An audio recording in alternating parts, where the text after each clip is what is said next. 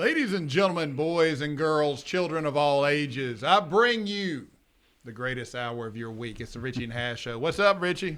Not much. I always look forward to the podcast. We always talk about good things, and it's always fun. And I laugh, and it's a great time. It's a good hour. You must be on a different podcast. I must be. Completely. I'm listening to something else. Yeah, in your own mind. But we are joined by our friend back again, Randy Wildman Brown. What's up, Randy? Oh, it's fine, Brent. I'm doing just fine. Richie, doing fine also.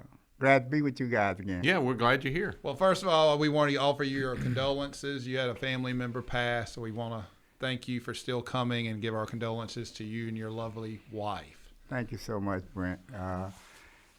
That's over with now, but as many would say, she's resting in peace now because it was a struggle for the latter part of her encounter with cancer, but this is something that any of us can encounter at any given time.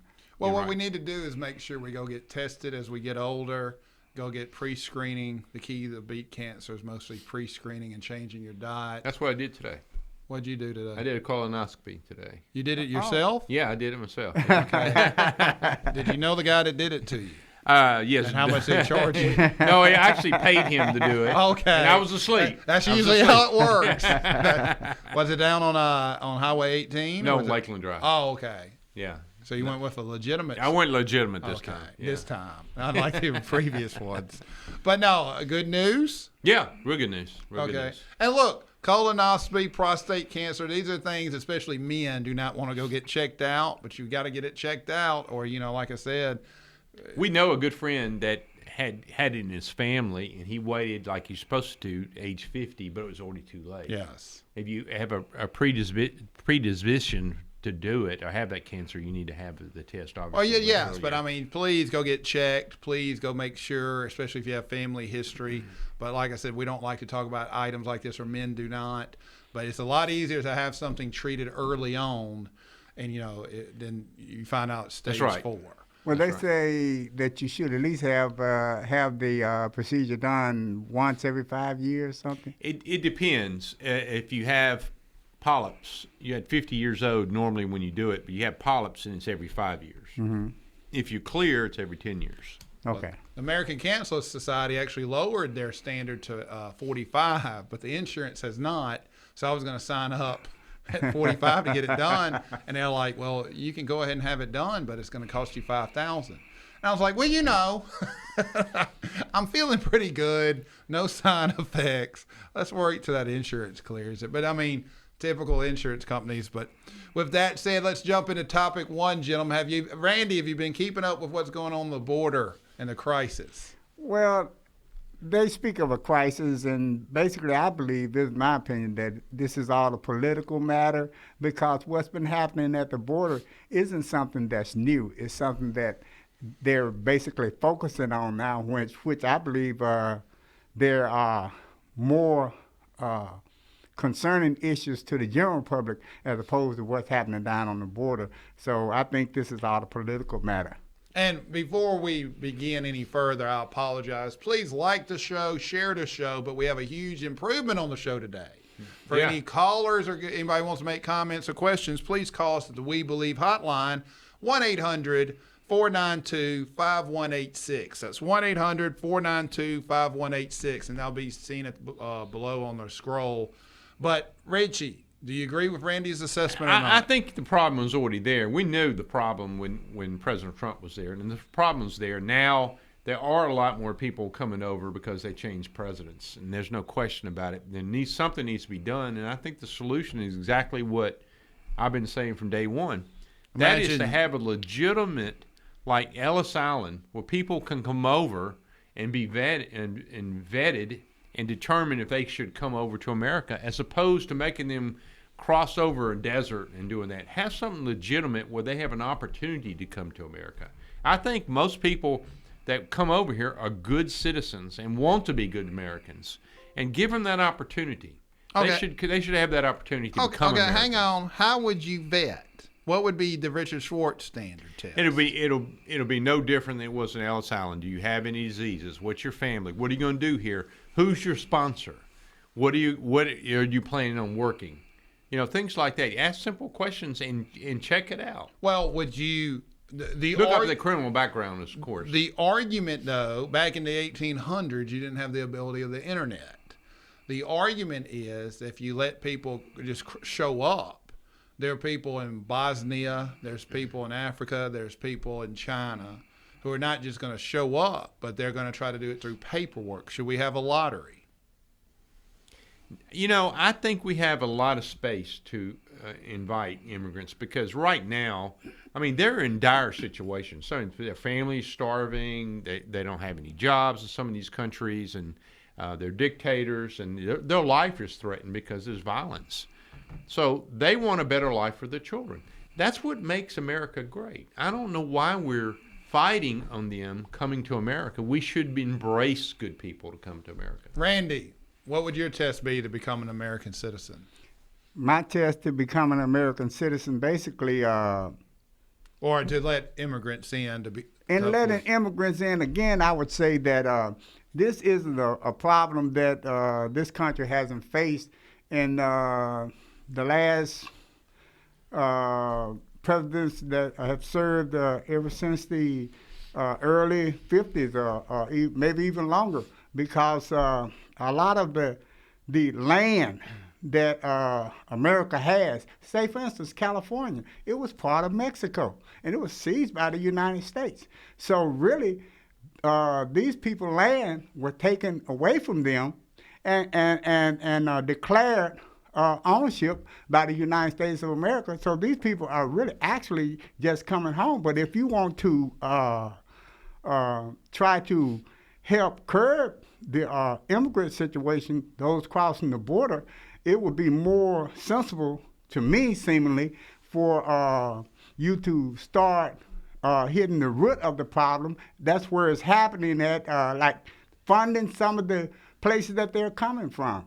Try to help better the situation where it's starting at, as opposed to have everyone wanting to run to America because nothing is in their homeland. So try to help make their homeland better, because I think that would be the better route to take. However, today, again, and I'll stand on that, I think basically the immigration matter, it's basically been pumped up to be political when there are other matters that concern the public more. When you talk about COVID vaccinations, when you talk about the opening of schools, things of this nature, see, like these are the table issues that people are talking about inside their homes, as opposed to the people in Washington are talking about immigration. Like when the president stood up and gave his speech, his first press conference. When he gave his first press conference, people have been, the press have been dead and so long by, the administration of the past, the Trump administration. You can say his name. You can say Trump. Hey, I have no problem with it. Because of the Trump administration being so volatile toward the press when they ask questions, that they didn't know what to ask. So they just jumped on what is floating around in the Capitol, which that being immigration. But when you look at the situation out in the streets, people are talking about, they're talking about the economy. They're talking about COVID shots. They're talking about our schools going to be open. And even they're talking about gun violence. So these are other issues that I believe stand out more so than them trying to focus on people coming across the border. Well, I would disagree with you here, Randy. I see that with technology and transportation advancements. Now, I know a lot of people are walking. Right. But people are phones and TVs and cables and internets. I think more people know about us now, and the world is becoming smaller. And I also believe that due to the 4 years of Trump, that people are coming back for the first time, and there's been a lot of kids there. Now, Biden said the other day he's not going to let any children starve. Doesn't mean they get to stay here, but he's not going to let that no administration except the previous one, Trump's, would let children starve.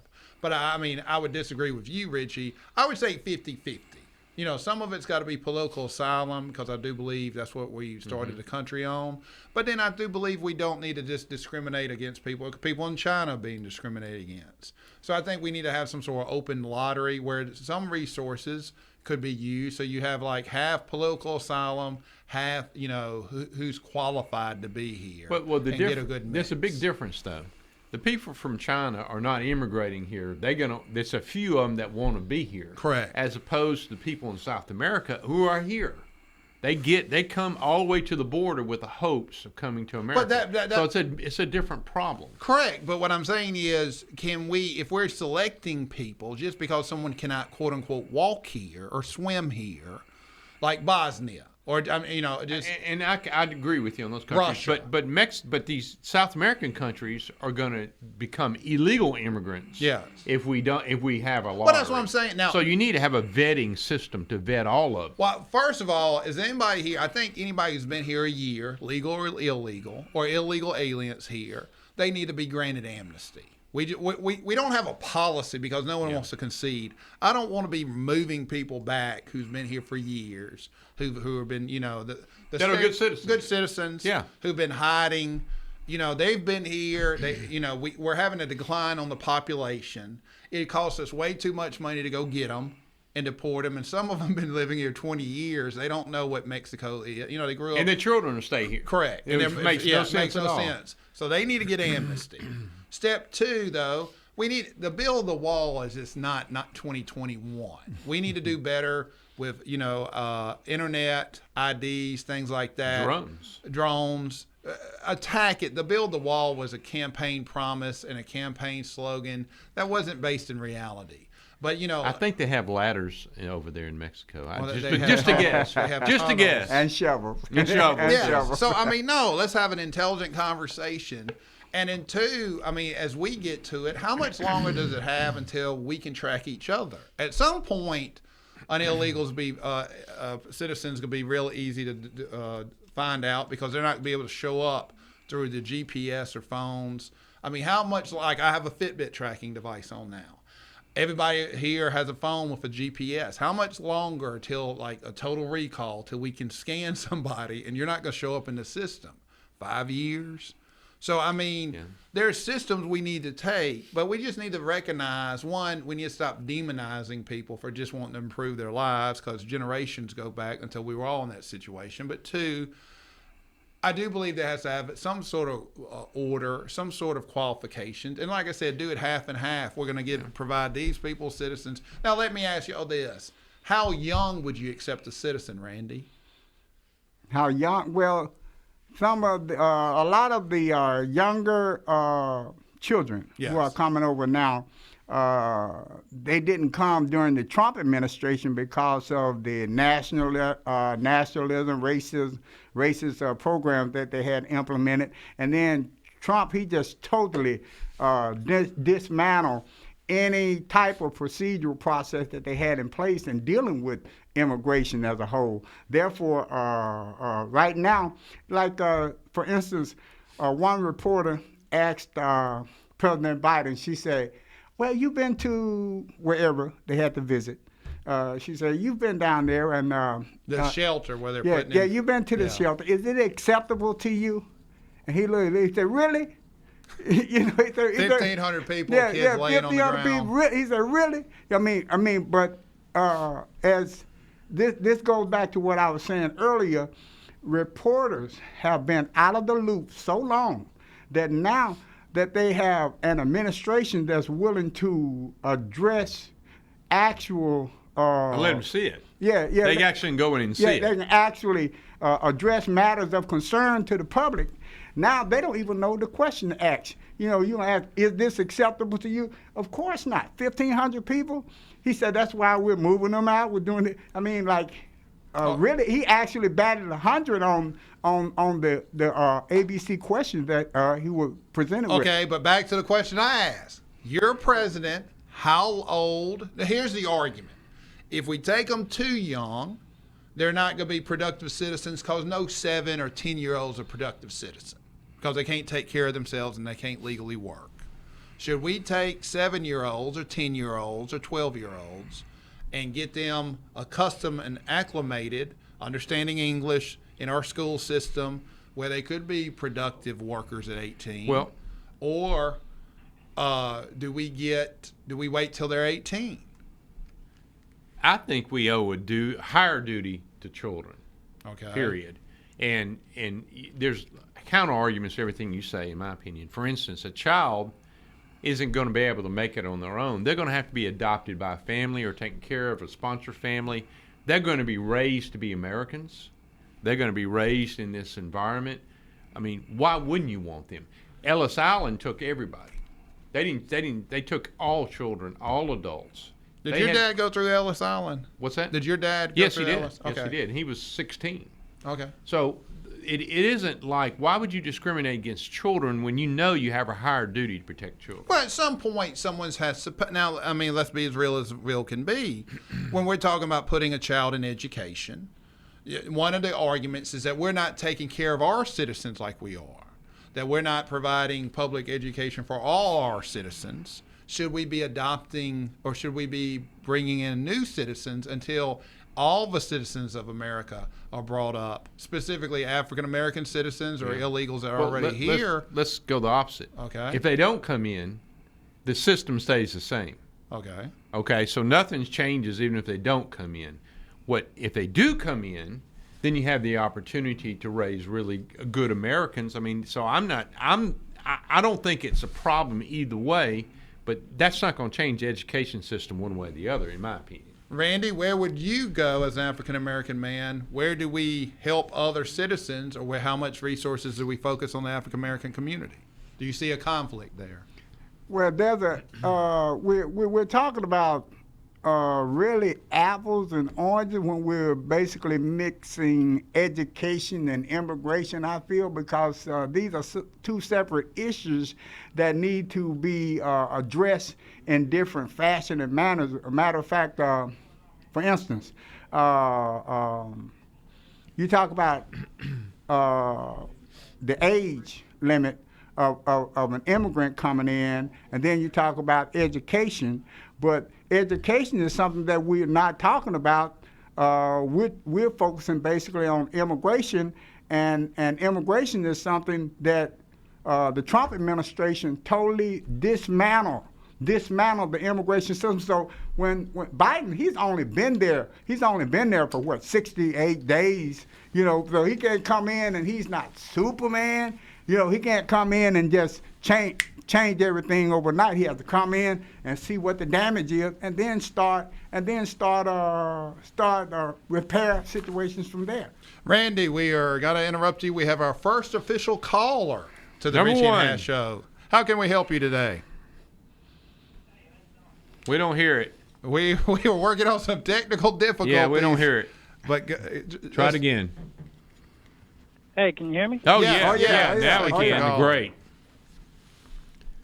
Well, one of the things I don't have an issue with immigration. People coming over to want to work. I think there needs to be a system set up to where at least we can, be able to track, who's coming in, get them their paperwork necessary that they need to work and be accounted for as a citizen.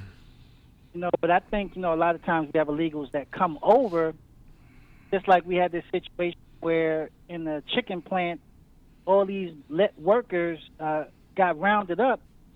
I think they're enticed by the companies that allow them to come in and work illegally, and nothing happens to the company, but the people are the ones that get hurt really bad. I agree with you, and that's why I think there needs to be a central clearing station, just like Ellis Island. And then most of the people coming over are good citizens, and they will go follow laws and go through a clearing system. And if they have an opportunity to come to America, I think they will. Caller, thank you for calling in, but let me ask you this. Yeah. What system would you implement, and how much do we pay someone who's working on their citizen? Do we pay them minimum wage, or do we pay them less? I think you pay a minimum wage. Okay. I think we pay whoever is working specific jobs, you pay them a minimum wage. You make sure that they're paying their taxes. I think anyone that's paying their taxes should at least be able to make a decent salary. And especially if they're an honest worker. Now, if they're just sucking up the system, then yeah, that's another thing. Then yeah, maybe they shouldn't be here. They should be somewhere else. But I think if someone wants to come to this country and work, we should at least have a process for them to become a citizen, become a taxpayer, and pay their way just like everyone else. Thank you for your great call. comments. Thank Great you for your comments, Thank sir. you. Thank you. Look at us advancing. And Great call. We got the first caller. Is a good one. Second comment, Jennifer Cole says, Jennifer, so many people come to New York just on a visitor's pass and never go back to their countries because they have family here and then they just stay. So now they are caught up in the system, can't get a regular job or any assistance because they're illegal. So then they work the streets and do illegal things just to get them by while their families hide them out. Some are here 20 years and can't go anywhere. Well, in New York, it needs to be controlled. And hang on. You know, that's a good point because we know people that have come over here for school. You'll let me finish reading the Oh, comment? I thought you were I mean, sorry. Jennifer typed it. Can we not read Yeah, Jennifer's comment? yeah. Let's do the rest. I mean, you haven't talked for a minute. I mean, No, can we no. go 2 I'm minutes? waiting. Let's not waste time. Do you want me Let's to not say waste car time. wreck? Read it. You want me to say one call? So why in New York needs to be controlled because a lot of immigrants come here and they don't find jobs. It causes a lot of crime. In the South, there's not that big a situation with immigration like it is in New York, Florida, so it doesn't, and I'm adding more, doesn't cause as many problems in the South. I would say that's probably that's true. true. That's probably true. Thank you, Jennifer, for writing in. Sounds like you're in New York, but with all, I would say once again though, you have to give some people amnesty who's been here, but you have to have a system. We have to have this debate, and we have to understand that we've lost the ability to compromise, and we haven't had an immigration policy that predates what Clinton. Was it Reagan? And we need to come together, just have a debate. Have some compromise, but we see compromise as a weakness now. But now, as part of that equation, if you're full like New York, now New York, I would say this, Jennifer, I've read where after COVID, a lot of people aren't moving back to the city of New York because people are telecommuting and they've gotten comfortable to that. Now, I don't believe Richie and I disagree. I believe employees are coming back to work because they just want out of the house.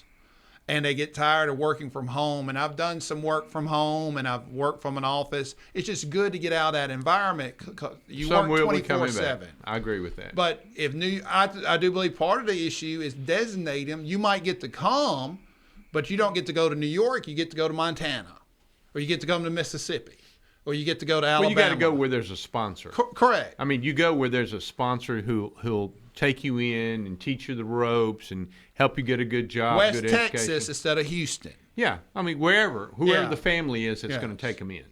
Well, what no one wants to talk about, population-wise, we're shrinking. Yeah. Because people are not having kids, they're having them later. They're having 1 or 2 kids versus 5 or 4 or 5. And well, let me ask you, how many siblings do you have, Randy? How many siblings I have? Yes, sir. 3. Okay, Richie? 4. See, I have 3. I don't have any kids. You have 4 kids. How many kids, Randy? 5. Okay, so Randy's pulling his weight on the population drone. I'm not. But no, I mean, no. We don't want any little Wow, that's harsh. That is. First of all, there wouldn't be any little. Well, we got to find a Hazards. woman for you first. Wow, do we? Wow. Wow. I don't know if you knew that was part of the match. Shot. I didn't know that was part of it. Wow. Shot fired. I mean, Shot you see how it starts, and everybody just thinks I abuse him, and I'm just sitting here. But thank you, Jennifer, for the comment. We appreciate you. We're excited with all the technology. We want to give a shout out to Cedric Jenkins, our producer. He's the one who's putting all this on. Great We're job. excited. I hate to give Socrates Garrett any type of love, but he's the one doing He's the all this. mastermind behind all this. I don't know if he's the mastermind. I've met Socrates. Mastermind. He's the money. Socrates, we're just proud that Socrates can find a building from time to time. We know, talking about that comment, we know people that came over here for education and didn't want to go back. Yes. And they got married. Wow. Or they did something else. And there's some people who aren't going to go to that extreme. Yes. And they're not going to be found. Yes. And those are problems. I don't know the right answer to that, but they're definitely problems. Okay. But now, topic 2, what I want to get to that Randy brought up to the press conference of Biden. Now, you were out of town. I don't know if you were in. I didn't see it. Okay. The press conference by Biden. Biden has not done a press conference since he's been in office. First one. This is First the first one. And the criticism was he had a lot of note cards, and then he had pictures of the reporters. Now, Trump had cheat sheets that, they take pictures of. Now, his was handwritten, but sometimes he would just say, his own notes. They've made the internet. But Who cares? If he had pictures of the report, call him by the right name. Why would you care? They're making it an issue. Why would that be an issue? Because you know as well as I do, they've questioned his mental capacity. Now, all the time. I've heard the press conference. This is his first press conference. He doesn't know everybody yet. Well, I mean, I heard one. I don't care. This is transitioning to another topic. Have y'all seen the documentary or done any studying on QAnon? There's an interesting documentary on HBO about QAnon. No. And I knew the term, but I never really... I don't know what that is. It is the secret society that thought Trump was sitting here as a savior to save the world from these baby-eating, blood-drinking politicians, pedophile Democrats. Right. I'm not making any of this up. Wow. And this was the swing vote, supposedly, and HBO has a documentary. I've seen 2 episodes. It's by the gentleman, Andy McKay. He did the... He used to be Will Ferrell's partner, and he's done some other serious movies. He's the one who did the Vice President movie. Yeah. So, I mean, oh my God, you would not believe. Now, what happened, it seems like some guys moved to Philippines, some Americans, and they post stuff like every psychic does. Someone's going to, I see darkness. I see someone passing in your future. Are you about to take a trip? Do you know something? He posts on these message boards just random stuff. People study these random posts, and from what HBO is insinuating is some guy running a computer or a website called 8chan, and they can post anything on there, and people interpret this like it's a biblical scholar, and that I missed a lot of things Trump did, where that HBO shows it, where it goes back and Trump's doing that. Drawing the Q, or he said a couple times, "This is the calm before the storm." Yeah, that's one of the. They say that's a symbol of the Q when he does this a lot when he's talking. And he would misspell. They said, "Can you get him to misspell a tweet?" And with a Q, and he would misspell a word. Or they found the one where there was a Q misspelling. And I'm telling you, there's some nuts in this world. It's deep. That's an interesting topic because Nostradamus and all these people who supposedly predict the future, and no one knows what the future is until something happens, and they try to find it within his quatrains to try to get it to fit. But it's almost criminal. If you could really predict the future and you don't tell anybody what the future is, you should burn. But we could predict the future here. horrible. One, if we sat here and predicted the future, first thing we say, there'll be a magnificent leader in the future, right? Yeah. There'll be a charismatic leader. It's sort of like the horoscope. Yeah. And then there'll be a war. There'll be a major war that will end all wars. We can predict that. And usually before the war, there'll be a horrible tragedy, right? Yeah. And I mean, we can say you don't say when, you Yeah, don't say general who. statements. Well, now he does say when the generally. moons Yeah. go across, and of course he does that all the time. All And he the did time, mention exactly. the name Hister one time. Yeah, well, for Hitler, and they interpret that to mean Hitler. Well, and whether it is or Nostradamus, it- though, said the end of the world is coming from someone from the Middle East that wore a purple hat. Yeah. I watched that documentary when I was 12 and was scared. But no, I mean, what I'm saying is, here's what offends me. These people are the ones who went to Comet Pizza. And, they were looking for the blood-drinking babies or the pedophilias at the Comet. And the guy went there with a gun and shot somebody. And it had no basement. No basement. No basement. And, and there were these idiots who were using them like, I'm being kicked out of Comet Pizza. There were some people playing along to act like it's going on to get the viewers. They're Q-tubers. But I was sitting there thinking, the president of the United States was playing along with this because he was supposed to be the Messiah. He was supposed to be this chosen one. And you need to be careful because they're going to turn on him. But what scared me or what really angered me, There's pedophiles in the community right now, wherever you live, that needs to be prosecuted. Exactly. Let's not demonize opposing people. Let's just go arrest the pedophiles that are out there, or investigate and support the victims of pedophilia and child molestation. As an ex-prosecutor, I saw all the time. You don't have to make things up that are horrendous. Two, if you want to talk about some sort of conspiracy, there were 5 investment banks that caused one of the biggest financial crises all the time, and Barack Obama and Biden, and no one arrested them. The mortgage fraud, if one of us sitting at this table, 10,000 mortgages that I were think fraud. they arrested one person who was a scapegoat. It was one person I think got he arrested. pled guilty. They arrested him, but he pled guilty. He was the scapegoat. More people were arrested for protesting or sitting in on Wall Street, whatever it was called, than the people who actually committed the crimes. And they got bailed out, and they got their bonuses. Yeah. And what I'm saying is there are evil things in the world. You don't have to make them up. You don't have to talk about secret indictments. You don't have to talk about the elite. This going on. They're getting bailouts now. I mean, I hear on local radio today, this week, people talking about capitalism, and there's some Republicans right now who are screaming, who own restaurants, who I saw in the paper, thankful to the bailout. You can't be a capitalist when you're making money, but when you need a bailout, you need it from the government. Then you become a Democrat. Yes. And I'm fine with that. I don't care what we pick. But if I saw this guy saying this, it's capitalism when it's good, but on the way down, it's socialism. That's cronyism. I get to pick and choose. He goes, I don't mind Our government's a little bit of both. You really think about it. But what I'm saying is we've got to have, if you're going to pay a CEO $150 million, then don't complain about us. If you won't pay someone I'm fine with that. But when you don't have anything of reserve and a pandemic hits or a hurricane hits or whatever hits, hey man, maybe you should have paid him $50 million, kept 100. Or maybe you should downsize. The problem we have is these people saying they're so capitalism. Where's the bankruptcies? We need, because, whenever somebody's GM, we can't let GM go bankrupt. You know how many people would lose their job? Airlines. Yeah. I mean, or restaurants or whoever. That's the way the game's played. And they don't bail us out when we're going broke. They don't bail us out if someone has cancer. Right. There's no way, there's horrible events. People think they're wealthy and they're just rich, meaning you make a good living, but wealth is generational. Rich is a good check. And, like I said, you get those people like the Hiltons, or you get these people who get these $1 million bailouts, and they pay for them, they lobby for them, but they're the first ones to say, y'all don't need any free handouts. But they never go to jail.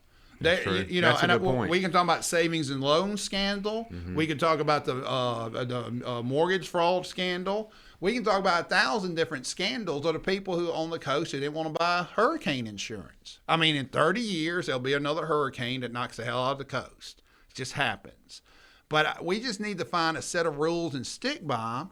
If we need bailouts, that's fine, as long as I can get mine when I need it.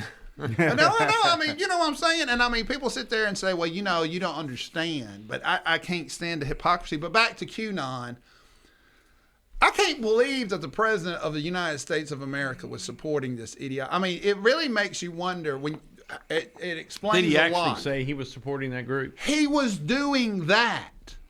Okay. He was making cues. He would say, "This is the." Well, he also was trying to tease all the hate mongers around the world. And he's also a grifter. Because that's his support. That's the voters. Well, I understand that, but what I'm saying is to back that, he's got to understand they're going to turn on him. But I was sitting there like, how did he get all these people to show up at the Capitol? But now he said, he didn't know that was going to happen, and the people were worried about getting indicted.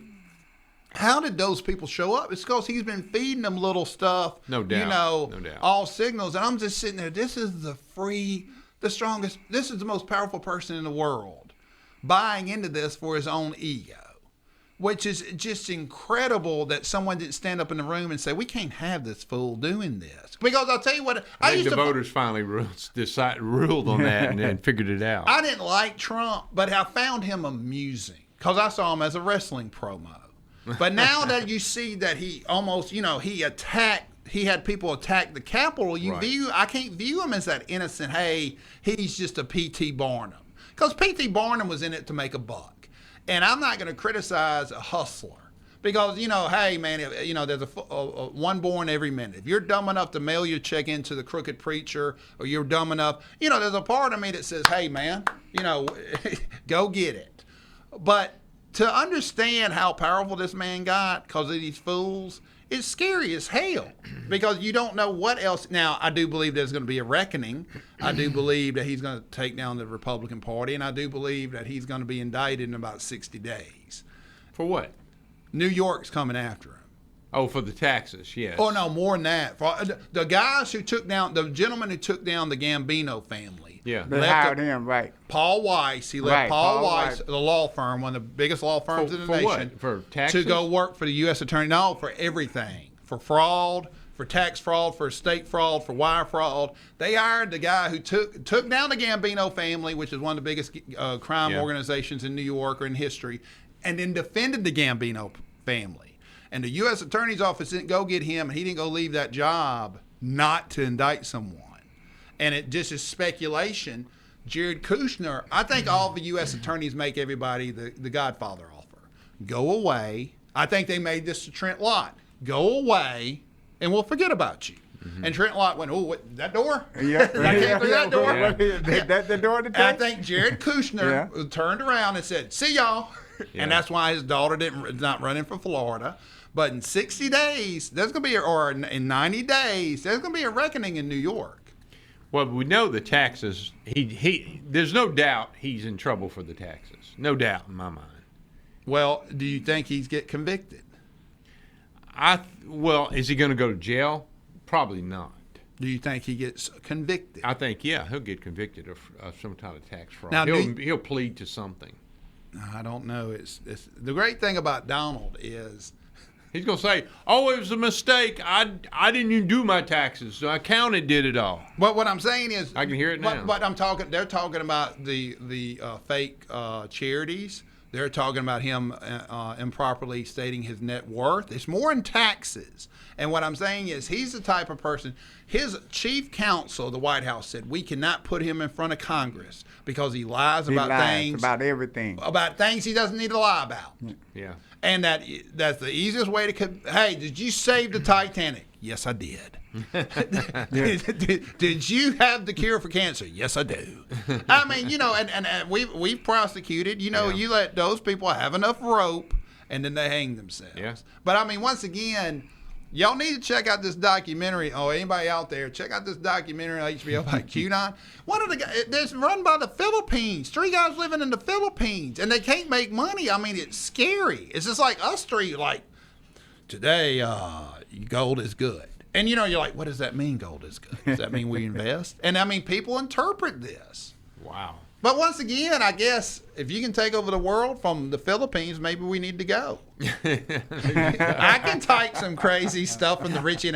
Hey, Cedric, we're running to the Philippines. You're coming with us. We need a good PR guy. Said, no way. Exactly. Well, speaking code. But anyway, moving on. Going on now, gentlemen, gun violence is topic number 3. I'm throwing us a curveball here, but we had another shooting in Colorado. Yeah. Richie? You're not a hunter. You're not a big gun owner. You do own guns. I've always said, in my opinion, the way to control gun violence is to control the bullets. I think the bullets have to be limited, especially for more powerful guns.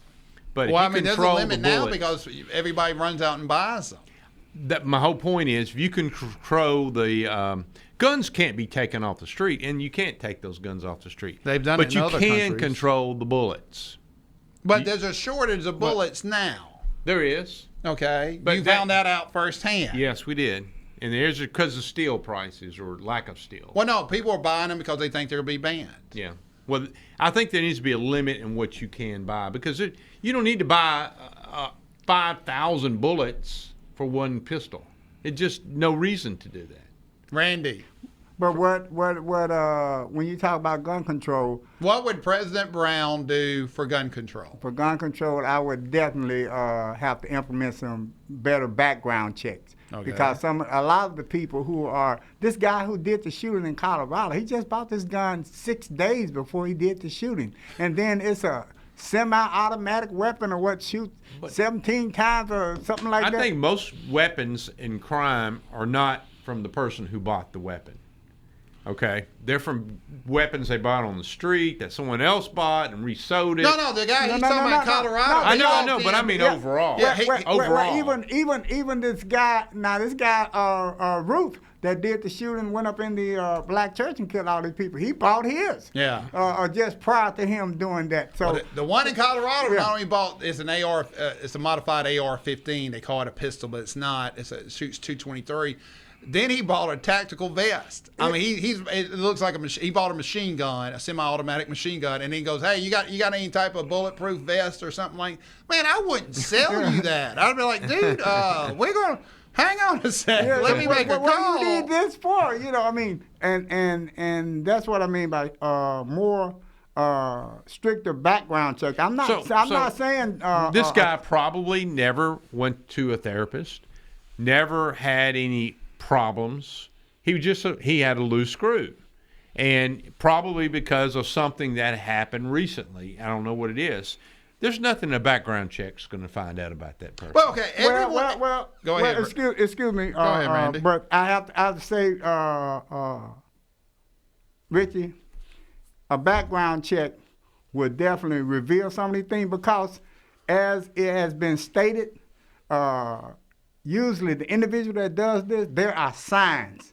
There are signs prior to this person doing this. Losing a job, having there a are breakup. signs that lead up to these particular situations. Matter of fact, just over in West Jackson, they had a killing over there.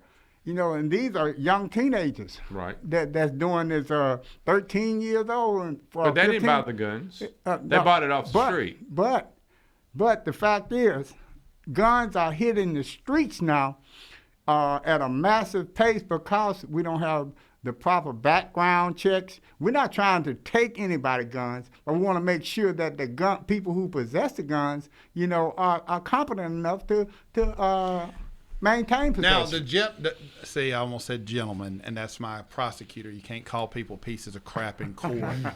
But the guy, the murderer, the alleged murderer, everybody's innocent till they have the trial. Who shot the Asian massage I'm workers. glad you mentioned that. He had a 9mm. Now, all the proposed, assault weapon bans were not done anything with him, and I did not see where there was any type of gun ban that would have stopped that. But this is what I don't understand. Lack of bullets. But Richie, here's what people. Guns don't kill people. It's bullets that kill people.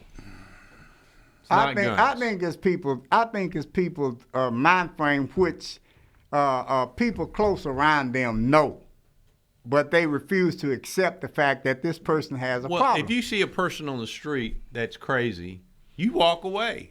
Well, you don't want to get in that. Well, mess. that means seeing a person on the street. But what I'm saying is this, Richie, that a person with this particular problem, his immediate family or the immediate people that's around him every day, they know this person has a problem. Can anybody ever predict that someone's going to go kill someone? But No, I mean, that's not logical. I disagree completely. And what I'm saying is, can you predict everything? But no, I mean, to me, I was brought up by hunters, and I hunt, and I haven't hunted in a few years. I went shooting the other day with a shotgun, and my shoulder's bruised. Didn't hold it tight. Shoot, held it too tight. I can't shoot anything anymore. But I blew up. I mean, I blew up everything. I own shotguns. I own pistols. I own a 223, which is a semi-automatic weapon I bought when I was 15 years old. My dad cussed me for it because it was not a real gun. But no, I mean, it's just I was brought up. First gun was a 410.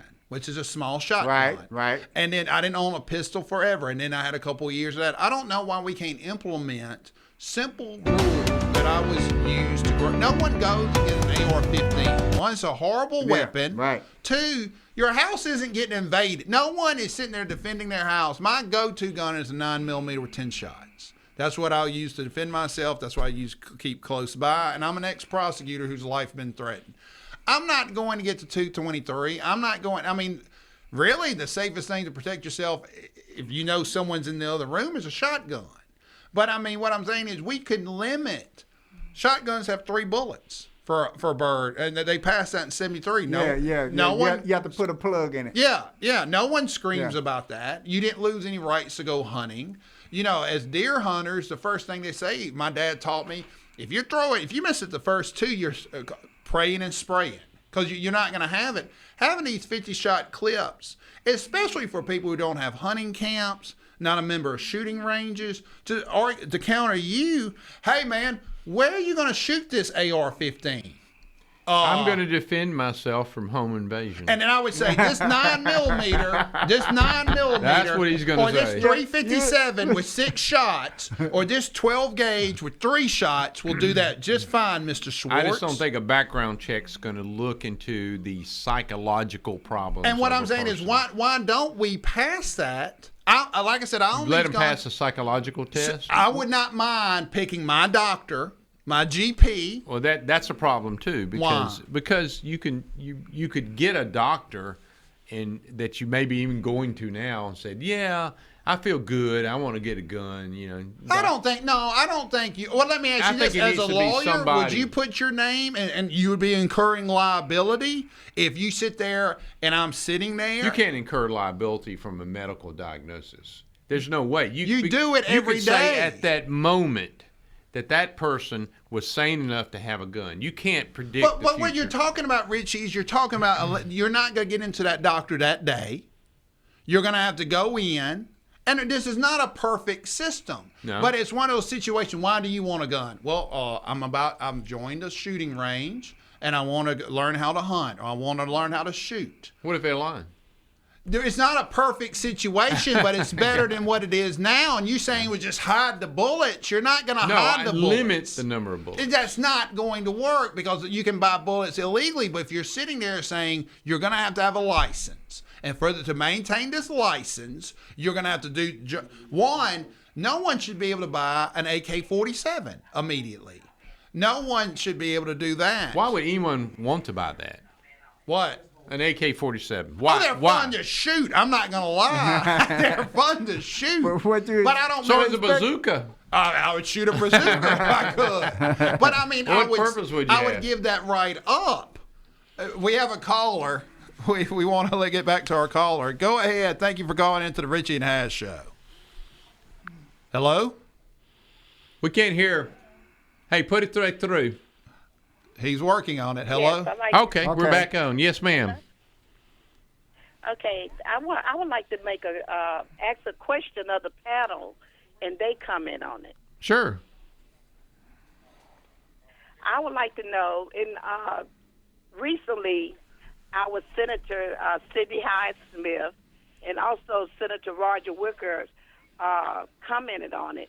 But she went to the Bible about souls to the polls. It's been a history of black Americans here in the United States to go to church on Sundays and leave church and go vote, which is to send souls to the polls. Cindy Hazz Smith made the statement recently that caused an outcry that Mississippi would never have Sunday voting. And she even quoted some scripture. So I'd like to know what the panel think about that. I think they need to vote on the day that most voters go out, and that would be a weekend to me. During the week, they're working and they're busy. I think weekend voting, and I think it doesn't have to be one day. I think 2-day voting would be fine. A Saturday and a Sunday sounds perfectly fine to me. And then if you want to vote on Saturday versus Sunday, you have the option. Randy?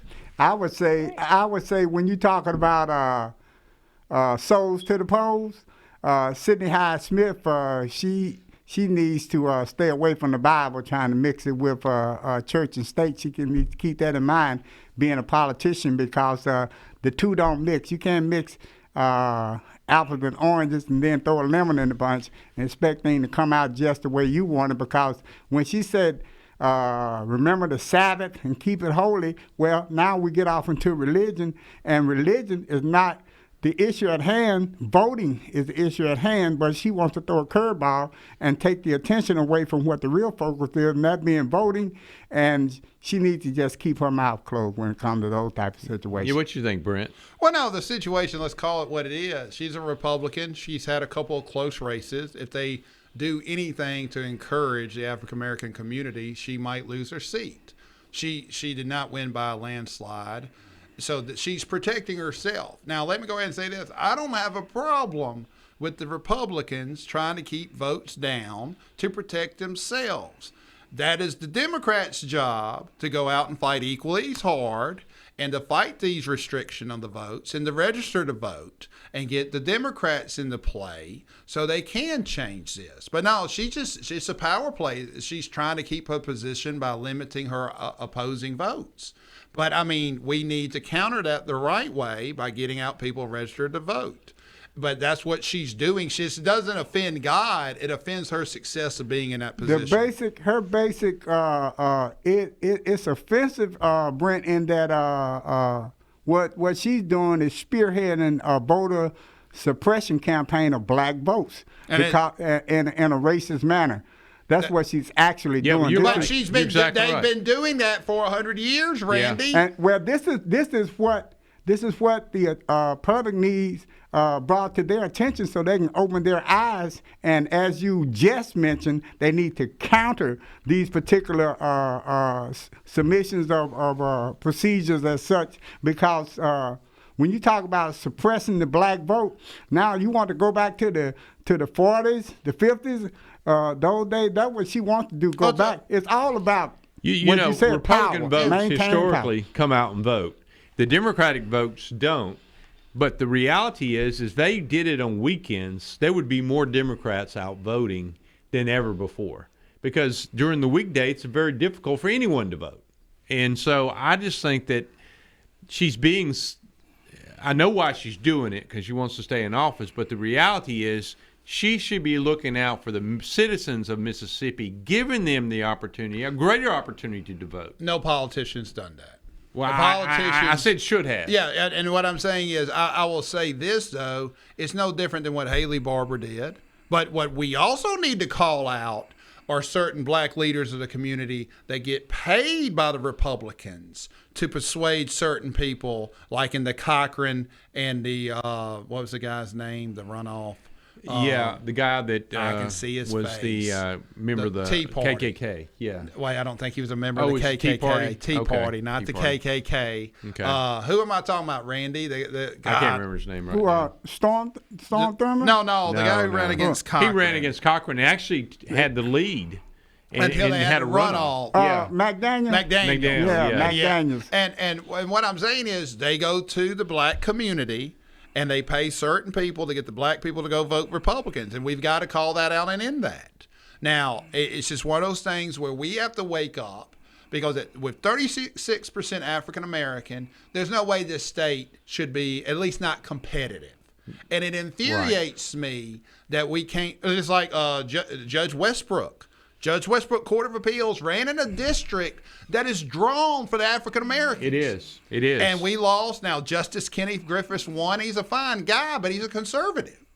Now, I mean, that hurts me. He's a real smart guy. Yeah, There's but no he's a doubt. But conservative. Westbrook is a very bright woman and has a great future. And for them. she's on the Court of Appeals right now. Yes, but she'd be a vote for us that would put more things into play. The more seats we have on the Supreme Court, it's You the just small you want him to election. be fair. And then not only do we need to open our eyes and put the right people in play, Brent, but the people who are already there, we need to put pressure on them that they do their job. Correct. Do their job. And stop sitting down sleeping or whatever they're doing. Voters make that decision, and if they can Exactly. suppress voting, like they're doing in Georgia now. Correct. You can suppress voting, then you win. You get reelected. Georgia woke up. Georgia opened their eyes. They made it happen. But Now they can't do it. But now we have a 50-50 Senate. And that's a tough cookie, especially when you have Joe Manchin up in West Virginia that you got to rub him, pat him, feel him, and make him feel good if he's going to lean over and do what you want him to do, because the Vice President, Kamala Harris, she's the one that has to break the tie in a 50-50 tie. However, what you think, and I'm going to bring this up.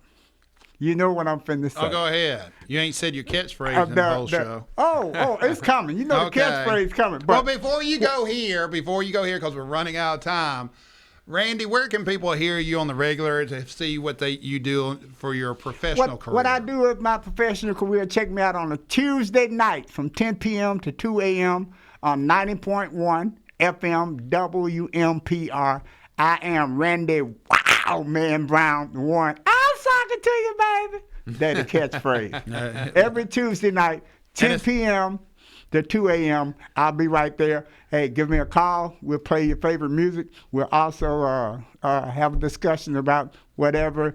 But we'll definitely try to get it over to the people on a Tuesday night on WMPR, the voice of the community. And if people want to advertise on that show, how do they call you, sir? If they like to advertise, give me a call. My cell, 601-664-8468. And keep in mind that each and every August, always the first Saturday in August, is the Doggone Dishing Festival. Due to COVID-19, hopefully, God willing, this year we'll be back on the scene, making it happen. That's the second Saturday in August. Yours truly, Randy Wow Man Brown, along with Miss Wow. That's my lovely wife. We'll be there providing school supplies, food to the neighborhood, live entertainment. You know the works. You guys been out there. We have a great time. It's a great crowd, and you do great work. I'll tell you that. Thank you, Richie. Richie, how do people get hold of you? My office is 601-9 and all 8s. One call, that's all. And you can call us anytime if you're injured. If you need some advice about that, we'll be glad to help you out any way we can. And you can reach me at Hazard Law, 601-977-5253. And gentlemen, we have a sponsor for this show. Our first sponsor, first phone calls. We're moving up. Dynamic Heating and Cooling. All right. If you have any heating and cooling problems, call Dynamic Heating and Cooling. Give them a call at 601-259-3115. They're fantastic people. I use them. The summer's coming. Go get your ACs fixed or what's it called? Updated. Not updated. It's not Check. a computer. Just basically tuned up. Tuned up for the Yeah. summer, but call Dynamic Heating and It's Cooling. nothing worse than it breaks down when it's 100 degrees. They will come out there and fix it. They Yeah. will do what they need to do, and they'll follow up with a personal call. And they do not. I've had some AC guys come out there like mechanics, and some of them will just, you need a new machine. You're like, huh? How much? 11 grand? Yeah. And you're like, dude, it's new. What happened? But no, Dynamic Heating and Cooling at 601-259-3115.